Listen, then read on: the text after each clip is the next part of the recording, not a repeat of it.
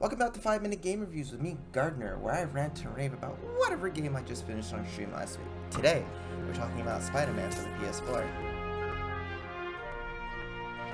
Let's get into story. Spider-Man with the PS4 starts with Peter jumping out of his apartment into the open New York City air, swinging towards his first crime boss.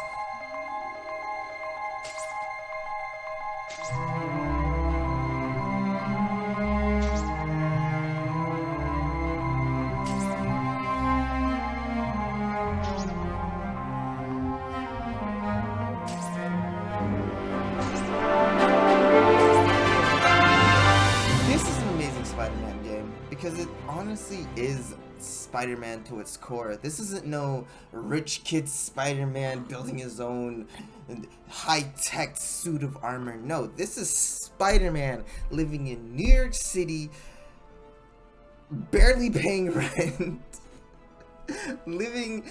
going to a job that he doesn't want to do as he swings around the city fighting needlessly crime, because honestly that's for the police. But this Spider-Man understands struggle. That's honestly why this is probably one of the best Spider-Man games, this is probably one of the best Spider-Man things in general that I love. Not the movies, not the comics. This game makes me feel like the depressed Spider-Man that he is. This isn't Spider-Man who has it all. No, this is Spider-Man at its core. From just how he fights, to him talking back to the enemy, to him doing some of the darndest things, with all of the secret hidden lores sprinkled through the game, or not lore, but Easter eggs, because we've already know the lore of Spider-Man, all the Easter eggs just dotted around the city. And as you swing around the city, New York City in this game feels amazing. Living and growing up in Manhattan and New York City in general, getting to experience it from this gameplay is amazing. Like, I loved playing in savannas or space or whatever, but actually playing in where you grew up is just, it's a whole different experience. Trying to find out all the specific landmarks on the map, amazing. This Spider-Man game is not just Spider-Man himself. Getting to experience each villain that comes along with it.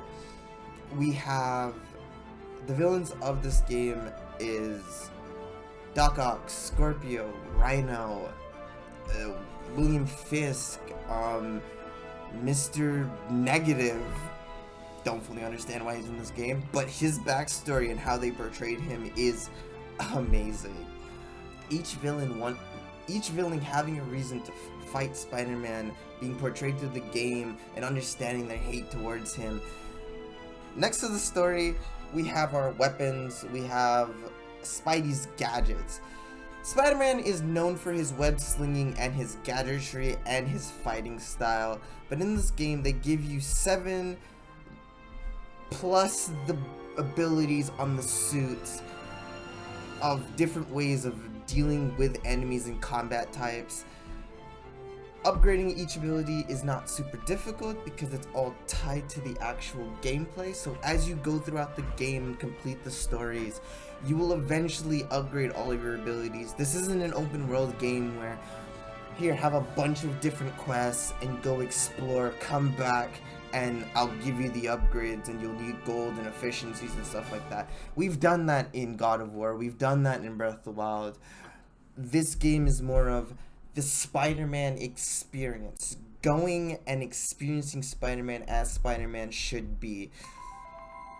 Each ability feels like they were crafted from Spider-Man's experiences, so as you go about and you use, let's say, the web slinger, or even the quick darts, or even the blast mines, it all feels like this is something that Spidey or Peter would invent to dealing with whatever combat ability, because every unique weapon in this game, it's useful in some way, because sometimes you might need maybe a blast mine to deal with the really big brutes, or quick easy trap mines to deal with the basic low-level enemies, even some of the harder difficulty enemies, you'll want to use some weapon type for, so everything is versatile and everything is useful, and you'll eventually use one or maybe all of Spidey's gadgets. You're never going to be just stuck with the web slinging. And honestly, you don't just want to stick to just straight combat.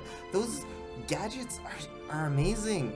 Having the right suit modifications on your suit as you play through it, and understanding what each gadget does to do with each enemy, it doesn't feel like you're stuck with one moveset in a lot of games where you'll pick up one thing and use that one thing throughout the whole game. You'll want to experience everything. And yeah, there will be some abilities that are a little bit stronger than other abilities. That's just with every game. But in this, you'll eventually get not bored of using that ability, but you'll get frustrated of using it because it's not going to deal with whatever situation you're having to deal with as of right now.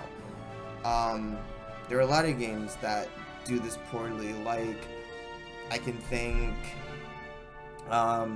Uncharted is a really good one, or maybe even God of War. Not really, because you really feel like using all abilities in God of War, but there are some abilities that are just super efficient. Those crows, the crow ability, top notch. This game is exclusively only on the PS4 and the PS5, so if you don't have either one, get one. No hate to the Xbox. I use a PC, so I don't really care about the gaming wars, but